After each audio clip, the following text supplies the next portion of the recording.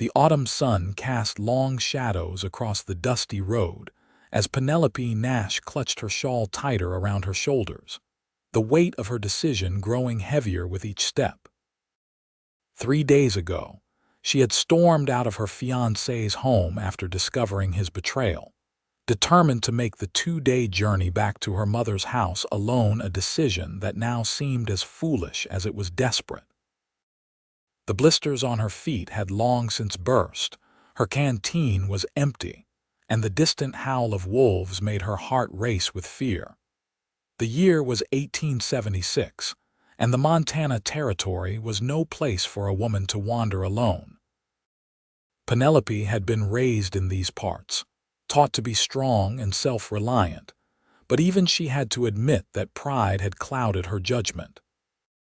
Her honey blonde hair had fallen loose from its pins, her blue calico dress was caked with dust, and tears threatened to spill from her hazel eyes as she realized the true danger of her situation. The sound of hoofbeats made her freeze. Travelers on this road could mean salvation or peril, and she had nothing to defend herself with save for a small pocket knife tucked in her boot. Penelope squared her shoulders and continued walking, refusing to look back at the approaching rider. If death was coming for her, it would have to face her head-on. "Miss, are you in need of assistance?" The deep voice carried a gentleness that made Penelope turn despite her better judgment. Atop a magnificent chestnut stallion sat a man whose face was partially hidden beneath the brim of a well-worn Stetson. His clothes were dusty but decent, a cotton shirt, leather vest, and denim pants tucked into scuffed boots. A pistol hung at his hip, but it was the concern in his eyes that caught Penelope's attention. "I'm perfectly fine, sir. Just making my way home," she replied, her voice betraying her exhaustion. The stranger tilted his head, taking in her disheveled appearance. "Forgive my presumption, but you don't look fine.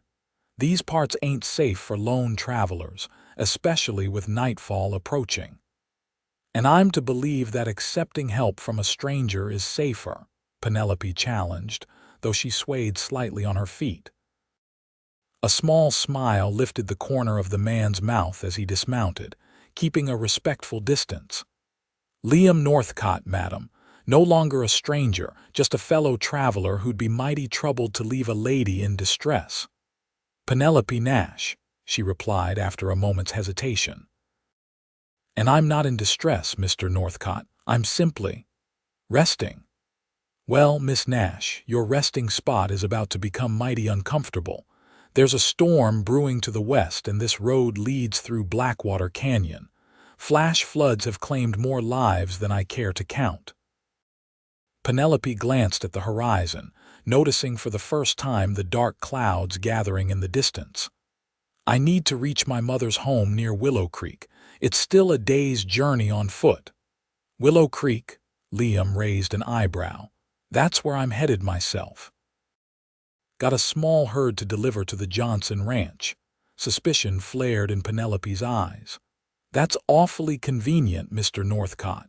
"God's honest truth," he said, raising his right hand. "My cattle are a mile back with my partner. I rode ahead to scout the crossing." He gestured to his horse. "Samson here can carry us both to safer ground before the storm hits. After that, you're welcome to continue alone if that's your preference." Thunder rumbled in the distance, underscoring his point. Penelope weighed her options: trust this stranger or risk the storm alone. Her feet throbbed in protest at the thought of more walking. "Very well," she conceded, "but only until the storm passes." Liam nodded, extending a hand to help her mount. His calloused palm was warm against hers as he effortlessly lifted her onto the saddle before swinging up behind her. Penelope stiffened at the proximity, unused to being so close to a man who wasn't her father or former fiancé. "I promise to be a gentleman, Miss Nash," Liam said softly, reaching around her to take the reins. "Just hold on." They rode in silence for a while, the rhythmic movement of the horse lulling Penelope despite her discomfort. The first fat raindrops began to fall as they reached a small copse of trees where a campsite had been established. A wagon, several horses, and a small herd of cattle were visible, along with a campfire where a burly man was cooking something that smelled delicious. "Sam," Liam called out, "we've got company." The older man looked up, surprise crossing his weathered face. "Didn't know you were going hunting for anything but cattle, boss." Miss Nash was making her way to Willow Creek alone. "Storm's coming in fast," Liam explained as he dismounted and reached up to help Penelope down. Her legs nearly buckled when her feet touched the ground, and Liam's strong hand steadied her. "When's the last time you ate something, Miss Nash?" he asked quietly. "Yesterday morning," she admitted. "I had some jerky, but it's gone now." Liam frowned. "Sam's stew isn't fancy, but it's filling. Come sit by the fire." Penelope wanted to maintain her independence, but the aroma of the stew made her stomach growl audibly. With as much dignity as she could muster, she allowed Liam to guide her to a log by the fire.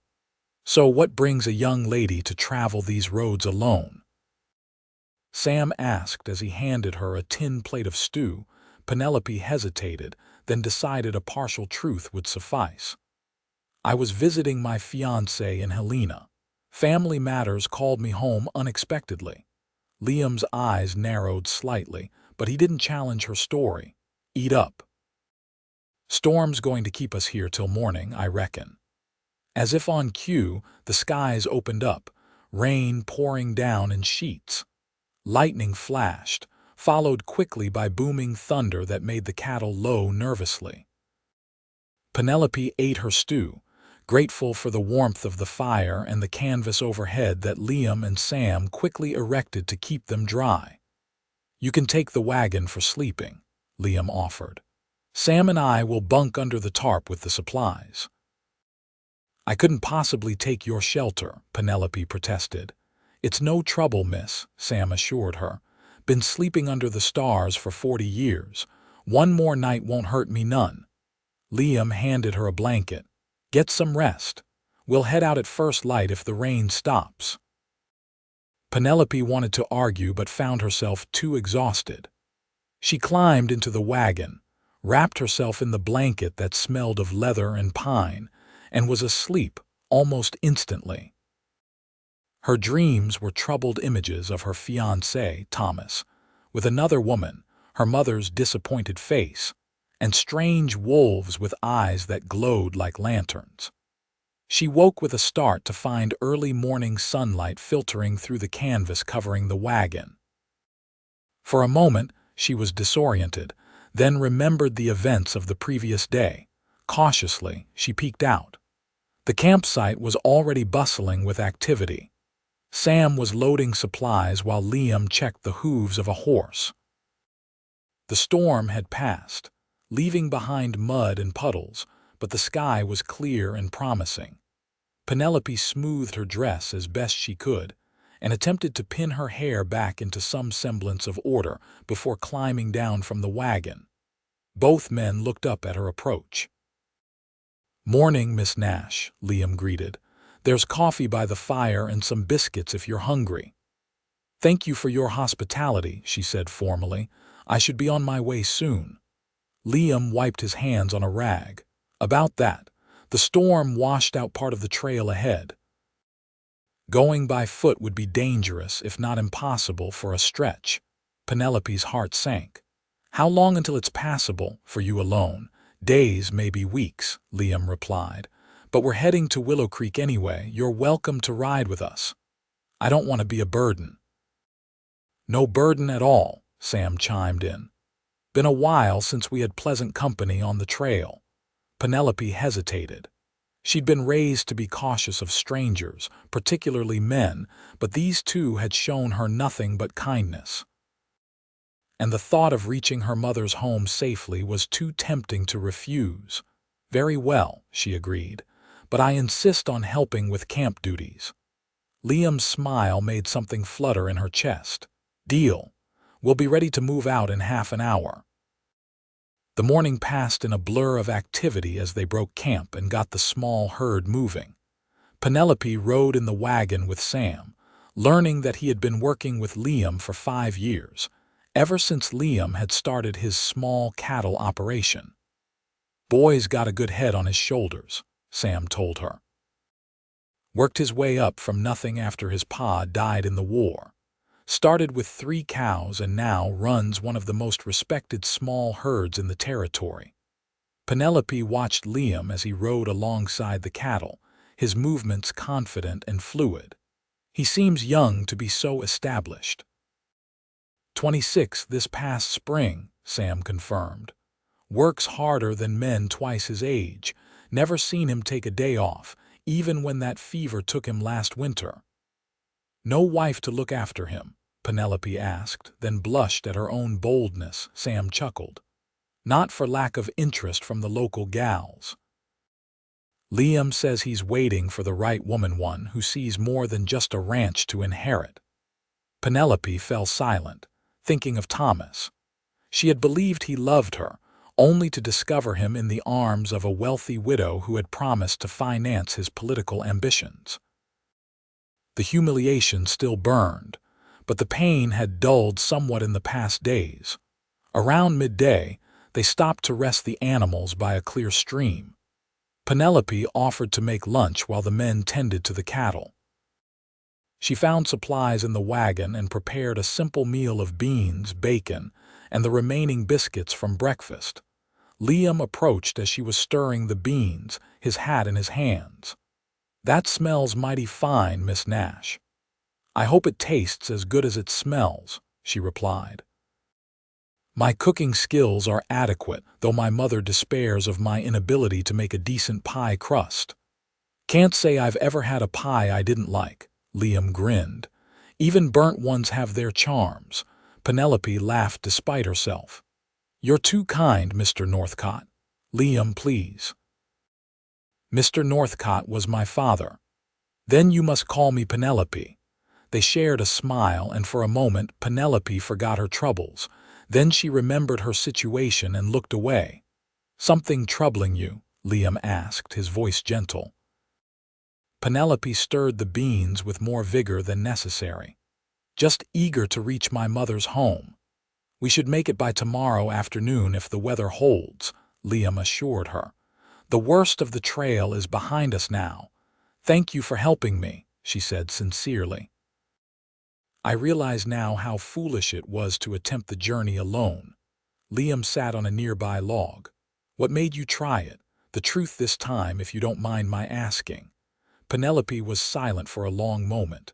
"My former fiancé, proved to be less honorable than I believed." "Ah," Liam nodded. "He hurt you." "He made me feel like a fool," Penelope corrected.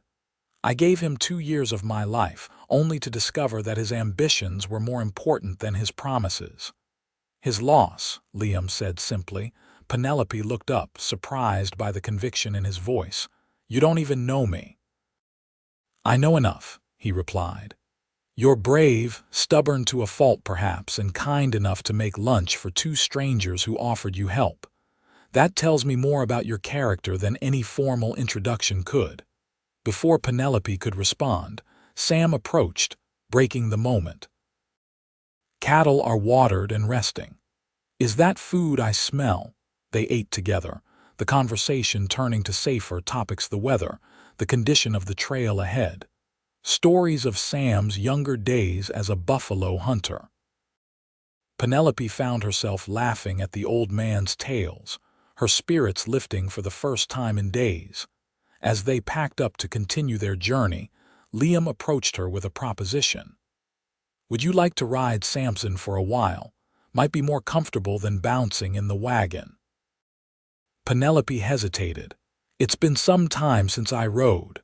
"Samson's gentle as they come," Liam assured her, "and I'll walk alongside. These old boots could use some stretching." The offer was tempting. The wagon, while practical, was uncomfortable over the rough terrain. "If you're certain it's no trouble." "None at all. With Liam's help, Penelope mounted the chestnut stallion. The saddle was too large for her, but she felt secure once she settled in. Liam walked beside her, one hand lightly on the reins, the other occasionally brushing against her skirt when the trail narrowed. Each accidental touch sent an unexpected warmth through her. As the afternoon wore on, Penelope found herself sharing more about her childhood in Willow Creek, her father's death from pneumonia 3 years ago, her mother's struggle to maintain their small farm. "That's why Thomas seemed like such a blessing," she admitted. "He promised security, a future without constant worry about crops and weather." "And what do you want?" Liam asked. "Beyond security." The question caught Penelope off guard. No one had asked her that before, not even Thomas. "I want purpose, a life that means something. I want to wake up each morning knowing that my presence in this world matters to someone." Liam nodded thoughtfully. "That's worth more than gold in my estimation." "And what about you?" Penelope asked. "What does Liam Northcott want from life?" He was quiet for so long that she thought he might not answer. Finally, he said, "Land of my own, a home filled with laughter, children to carry on after I'm gone. Simple things, really, but they matter." "Those don't sound simple at all," Penelope said softly. "They sound like everything." Their eyes met, and something passed between them, an understanding, perhaps, or the recognition of a kindred spirit.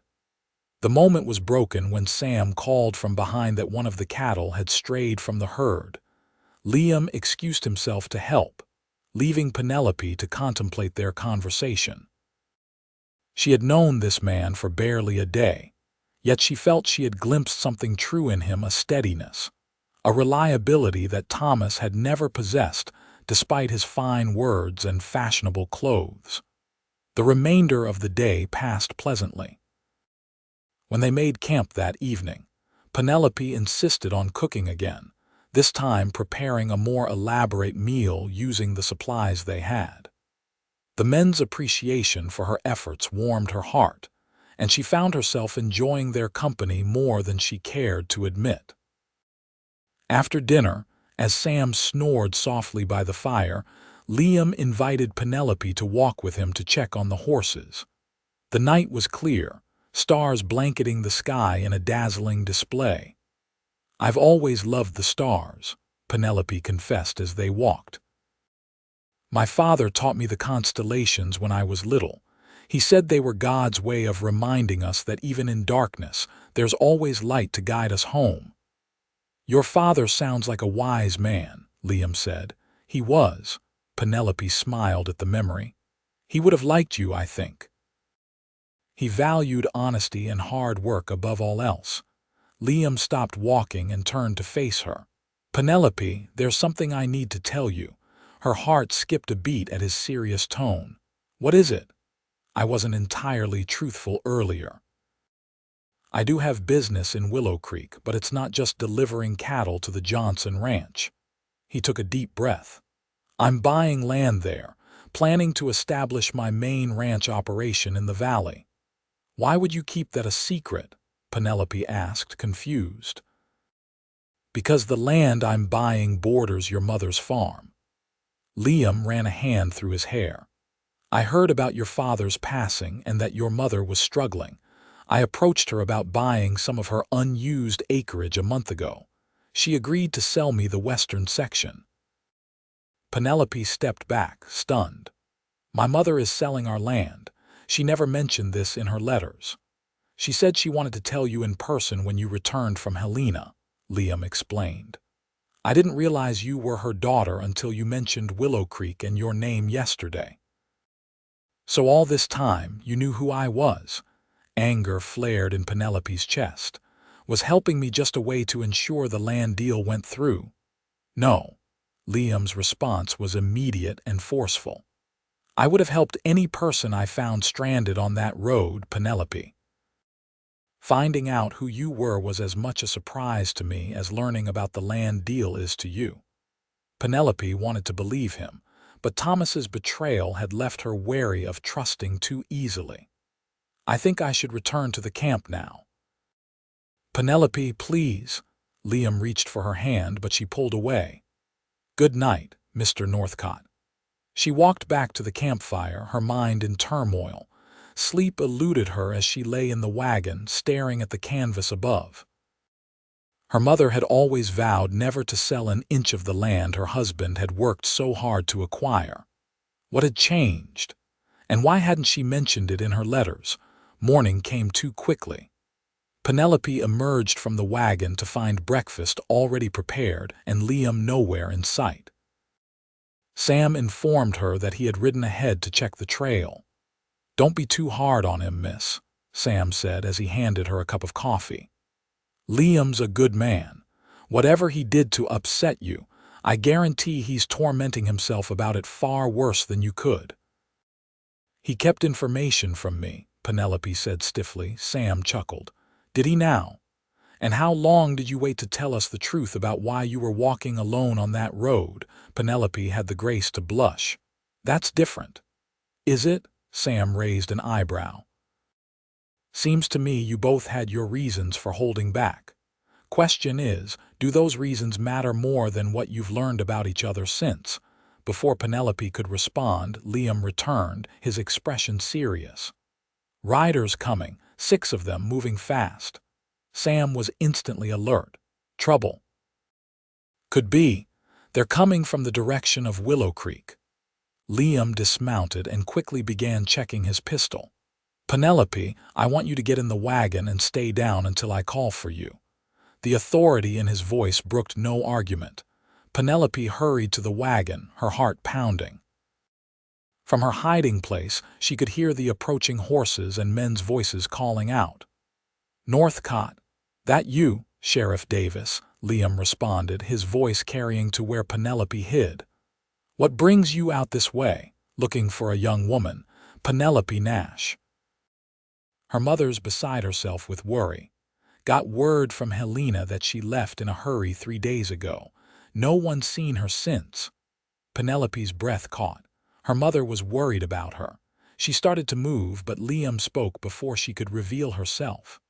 "What's the rush about finding her?" "Something happened."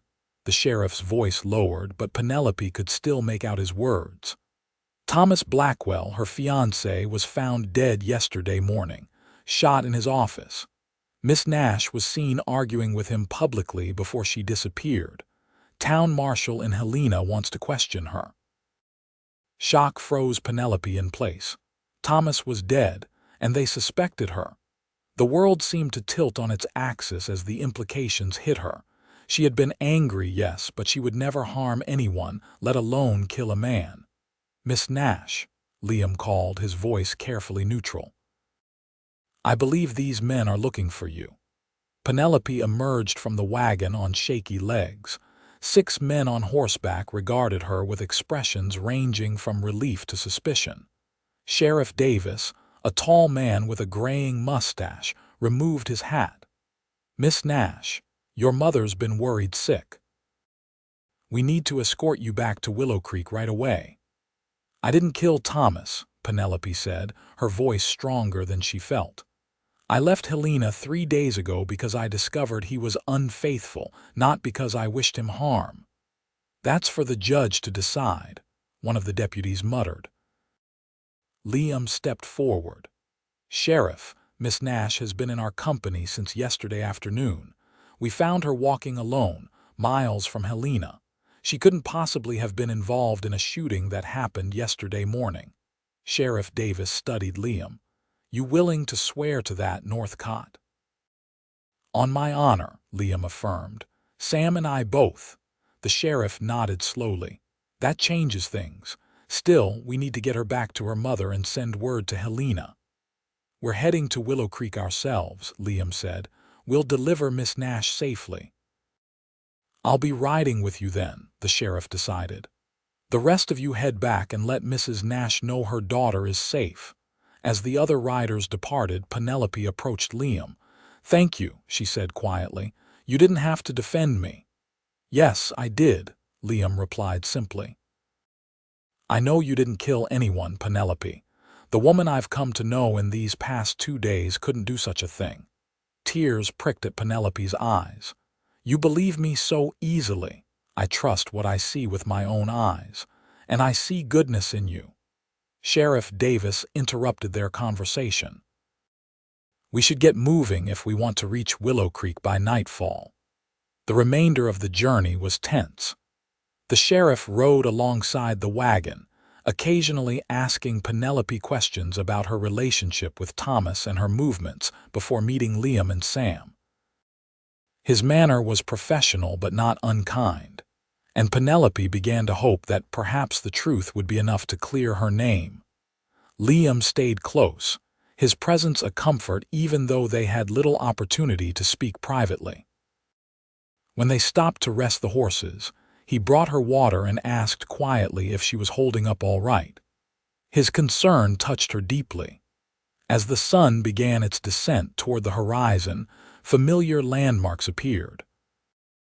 Penelope's heart lightened at the sight of Willow Creek Valley spreading before them, the small town nestled against the foothills, and beyond it, the modest farm where she had grown up. Almost home, Sheriff Davis commented. Your mother's been keeping vigil on the porch since we rode out this morning. Penelope could just make out the figure of a woman standing outside the whitewashed farmhouse. As they drew closer, Martha Nash began walking, then running toward them. Penelope couldn't wait any longer. She jumped down from the wagon and ran to meet her mother. Their embrace was fierce and tearful, both women clinging to each other as if afraid the other might disappear. I thought I'd lost you too, Martha sobbed, when word came about Thomas and no one knew where you were. I'm here, Mother. I'm safe, Penelope assured her, stroking her mother's graying hair. Sheriff Davis approached, hat in hand. Mrs. Nash, your daughter appears to have an alibi for the time of Mr. Blackwell's death. These gentlemen have sworn that she was with them, far from Helena. Martha looked past Penelope to where Liam and Sam stood respectfully by their wagon. Mr. Northcott, she acknowledged with a nod. It seems I owe you a greater debt than I realized. No debt at all, madam, Liam replied. Your daughter is quite remarkable. She would have made it home eventually, with or without our help. Penelope felt a blush rise to her cheeks at his praise. Her mother didn't miss the exchange, her eyes moving thoughtfully between them. You'll stay for supper, all of you, Martha decided. It's the least I can do to thank you for bringing my daughter home safely. The sheriff declined, citing the need to send a telegram to Helena immediately, but Liam and Sam accepted the invitation. As they walked toward the farmhouse, Penelope fell into step beside Liam. I owe you an apology, she said softly. I was unfair last night. You had no obligation to tell me about your business with my mother. No apology needed, Liam assured her. I understand why you were upset. Trust is earned, not given freely. You've earned mine, Penelope admitted. More quickly than I would have thought possible. Something shifted in Liam's eyes, a warmth, a question, a possibility. Before he could respond, Martha called for Penelope to help her in the kitchen, and the moment passed. Supper was a pleasant affair despite the circumstances. Martha was a wonderful cook, and the table was laden with roast chicken, fresh vegetables from her garden, and warm bread. Sam regaled them with tales of his adventures, carefully edited for female company, while Liam spoke of his plans for the land he was purchasing. I want to build something that will last, he explained. A legacy that combines the best traditional ranching practices with new ideas. It's good land, Martha acknowledged. My husband would be pleased to know it's going to someone who will use it well. After the meal, Sam excused himself to check on the cattle they had corralled nearby. Martha mentioned needing to tend to her chickens before dark, leaving Penelope and Liam alone on the porch. The sunset painted the valley in hues of gold and pink, a breeze carrying the scent of pine and wildflowers. Penelope watched as Liam leaned against the porch railing, his profile strong against the fading light. "What happens now?" she asked. Liam turned to face her. "The sheriff will send word to Helena about your alibi. You should be cleared of any suspicion soon." "That's not what I meant," Penelope said, gathering her courage. "What happens with us?" Liam took a step toward her. "That depends on what you want to happen, Penelope." 3 days ago, I thought my future was decided. Now everything has changed. She looked up at him. "I hardly know you, yet I feel as though we've shared more truth in 2 days than Thomas and I did in 2 years. Sometimes the heart recognizes what the mind hasn't caught up to yet," Liam said, his voice low. "I didn't believe in such things until I saw you standing on that road, determined to make your own way home despite everything." "And now?" Penelope asked, her heart pounding. "Now I find myself wanting to be part of whatever road you choose to take next." Liam reached out slowly, giving her time to pull away if she wished, and took her hand in his. "I'm not Thomas. I can't offer you a life of ease or political connections.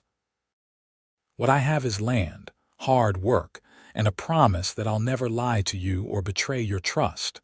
Tears blurred Penelope's vision. "Those are worth more to me than all the empty promises Thomas ever made."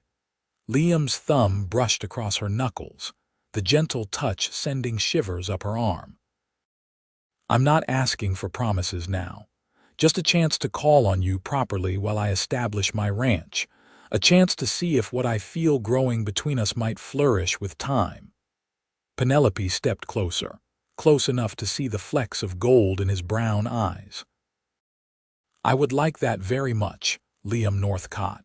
For a moment, she thought he might kiss her, but instead, he raised her hand to his lips and pressed a gentle kiss to her fingers. "Then that's where we'll begin." The morning brought news from Helena. A business rival had confessed to Thomas's murder after being caught trying to flee the territory. Penelope was officially cleared of all suspicion, though the relief she felt was tinged with sadness for the man she had once thought she would marry.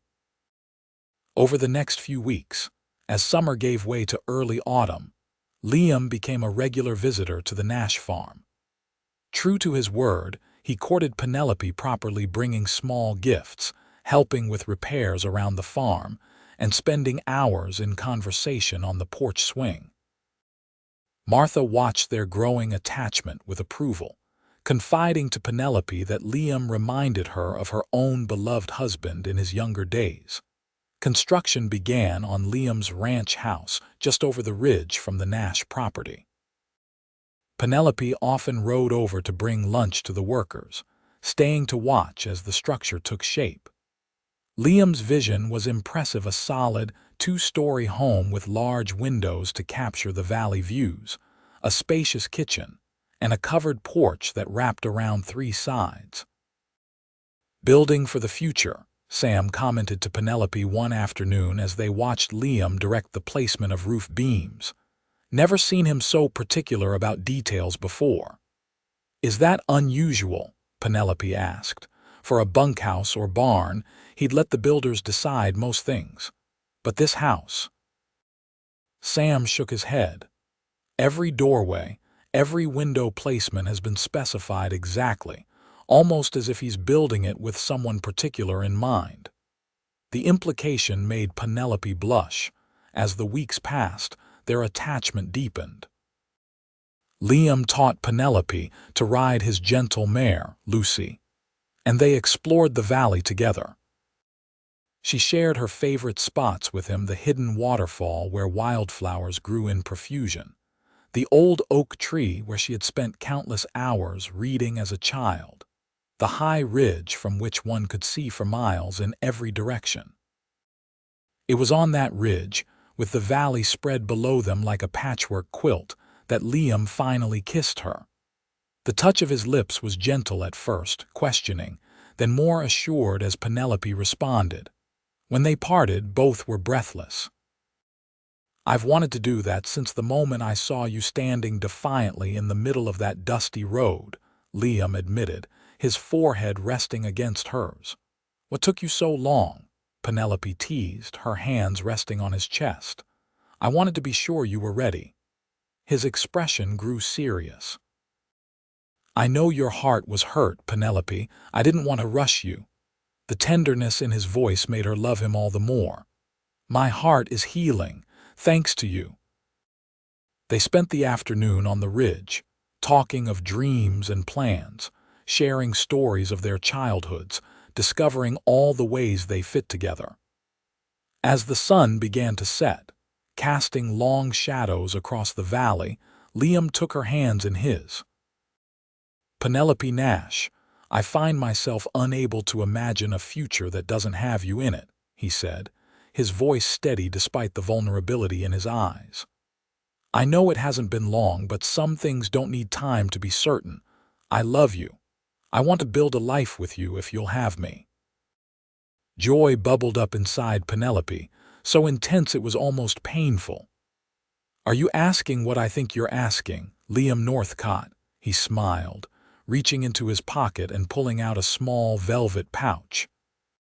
From it, he extracted a ring, a delicate gold band set with a small diamond flanked by 2 sapphires. "It was my mother's," he explained. "The only thing of hers I have left." "It's beautiful," Penelope whispered. Liam took a deep breath. "Penelope Nash, would you do me the great honor of becoming my wife? Of sharing my home, my name, and whatever the good Lord grants us in the years to come?" "Yes," Penelope answered without hesitation. "Yes, with all my heart." The ring slid onto her finger as if it had been made for her.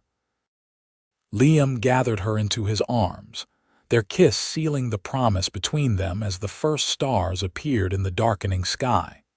They were married in the small church in Willow Creek, as the first snow of winter dusted the valley. Martha cried happy tears as she gave her daughter away, and Sam stood proudly as Liam's best man. The celebration afterward was joyous, the entire community turning out to wish the couple well.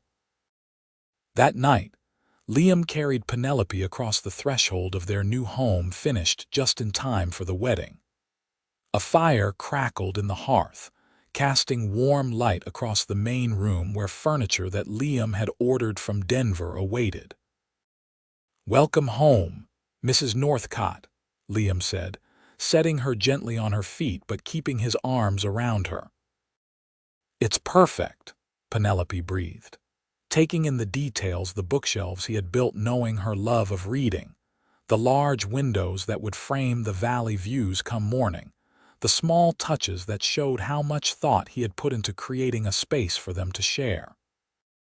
Their first night as husband and wife was a revelation of tenderness and passion that left Penelope feeling both cherished and emboldened. Liam's gentle guidance and evident adoration erased any lingering doubts or fears she might have harbored. Winter passed in a contented blur as they settled into married life. Liam's cattle operation thrived despite the harsh weather, and Penelope found joy in making their house into a home. She started a small herb garden in pots by the kitchen window, arranged her books on the shelves Liam had built, and learned to cook the hearty meals that a rancher needed to sustain him through long days of work. Spring brought new beginnings. The valley turned green again. Wildflowers dotted the hillsides, and Penelope discovered that their family would be growing before the year was out. When she shared the news with Liam, his reaction was everything she could have hoped for: joy, wonder, and a tenderness that brought tears to her eyes. "A baby," he whispered, his hand resting gently on her still flat stomach. "Our child. Are you happy?" Penelope asked, though his beaming face had already answered her question. "Happy doesn't begin to describe it," Liam replied, gathering her close. "Grateful, blessed, terrified, ecstatic, all of those at once." As summer ripened into autumn once more, Penelope's body changed to accommodate the new life growing within her. Liam was attentive to her every need, insisting she rest when she tried to do too much, bringing her wild strawberries from the hillside when she mentioned a craving, reading to her in the evenings as they sat on the porch watching the sunset. Martha moved into the small guest cabin Liam had built for her near the main house, close enough to help but far enough to give the young couple their privacy. Her experience proved invaluable as Penelope's time grew near. On a crisp November morning, exactly 1 year after they had met, Penelope gave birth to a daughter with Liam's brown eyes and her golden hair. They named her Hope, for all that she represented to them both. As Penelope held their child for the first time with Liam sitting on the edge of the bed gazing at them in wonder, she thought back to that desperate young woman who had tried to walk home alone, driven by hurt and pride. "What are you thinking about?" Liam asked, noticing her distant expression. "About how differently things might have turned out if you hadn't ridden beside me that day," Penelope replied. "How close I came to missing all of this." Liam leaned forward to press a kiss to her forehead, then one to their daughter's tiny brow. "I believe we were meant to find each other, Penelope. Some things are written in the stars long before we understand them."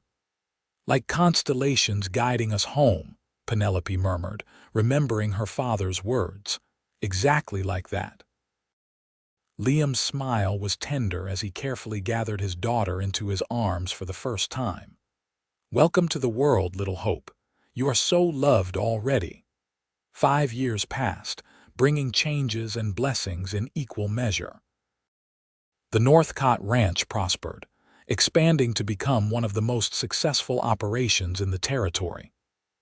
2 more children joined their family: Samuel, named for the faithful foreman who had become like family, and Elizabeth, after Liam's mother. On the 5th anniversary of their meeting, Liam surprised Penelope with a special gift: a small journal bound in soft leather. Inside, he had written the story of how they met, from his perspective. "I want our children to know it someday," he explained as Penelope turned the pages, reading his familiar handwriting. "How their mother's courage and determination captured my heart from the first moment I saw her." "You make me sound like some kind of heroine," Penelope laughed, though she was deeply touched by the gesture. "You are," Liam said simply. "My heroine, at least, the woman who changed everything." That evening, after the children were asleep, Liam and Penelope sat on their porch swing, watching as stars appeared one by one in the darkening sky.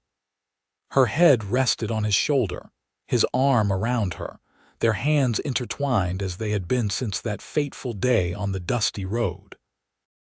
"Are you happy, Penelope Northcott?" Liam asked, his voice soft in the gathering twilight. Penelope thought of the life they had built together, the love they shared, the children they were raising, the home they had created. She thought of the young woman she had been and the woman she had become. She thought of all the tomorrows stretching before them, full of promise and possibility. "Completely and utterly happy," she answered, tilting her face up to his. "And grateful every day that a stubborn cowboy refused to let me walk home alone." Liam's kiss was as tender as the first they had shared, yet filled with the deeper understanding that comes from years of loving. "Best decision I ever made," he murmured against her lips, "riding beside you into tomorrow." And as night fell fully over the valley they both loved, Penelope knew with absolute certainty that the road ahead, whatever it might hold, was one they would travel together just as they had from the beginning, side by side, heart to heart, into all their tomorrows.